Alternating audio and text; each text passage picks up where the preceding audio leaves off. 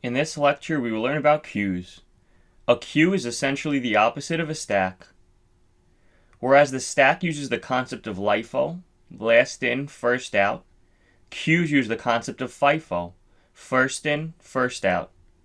Think of a queue as a line of people at a store. The first person that got on the line is the first person that will be served by the cashier. The items in a queue are processed in sequential order. One key difference between stacks and queues in Java is that queue is an abstract class. It cannot be directly instantiated. For example, let's add this import statement to the top of our program, import java.util.queue. Note that the following code will produce a compile time error if we attempt to create a queue of integers and then type new queue of integers. If we hover over this line, notice that we see the error message that queue is abstract and cannot be instantiated.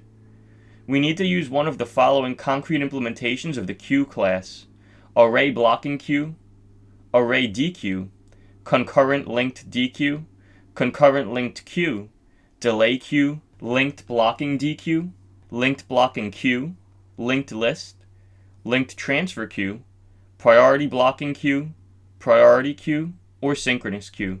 For this example, let's use the priority queue as the class that we work with. We can right-click on the red text, select Show Context Actions, Import Class. This will import java.util.priorityQueue at the top of our code.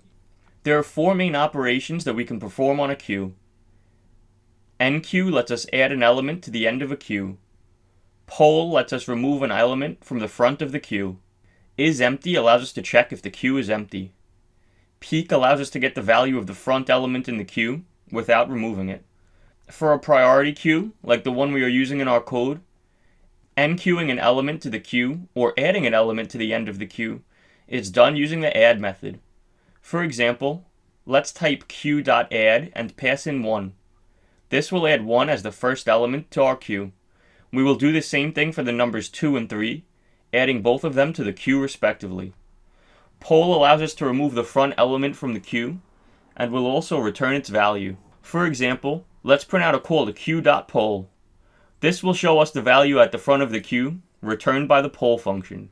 Then we will log the queue to the console to see what values it contains. When we run the code, notice that 1 was printed, meaning that 1 was the first element in the queue. Also notice that for the queue elements, 2 and 3 were printed, meaning that 1, the first element in our queue, was removed from the queue. This is because the poll method not only returns the value of the first item in the queue, it also removes it from the queue. To check if the queue is empty, meaning it isn't holding any elements, we can use the Isempty method. This method will return true if the queue is empty, and false otherwise. Let's print out queue.isempty. When we run the code, notice that false was printed since there are currently 3 items in our queue, the integers 1, 2, and 3. If we comment out the 3 lines of code where we add elements to our queue, and run the code again, notice that true was printed since the queue is now empty. The peek method is similar to the poll method that we learned about earlier, except that it only returns the value of the first element. It does not remove it from the queue. Let's print out queue.peek and also print out queue, so that we see which items are left in the queue after the peek operation is performed. When we run the code, notice that 1 was returned, but all 3 elements, 1, 2, and 3, are still present in the queue since peek returns the value of the first element, but does not remove it from the queue. In the next lecture, we will learn about hash sets.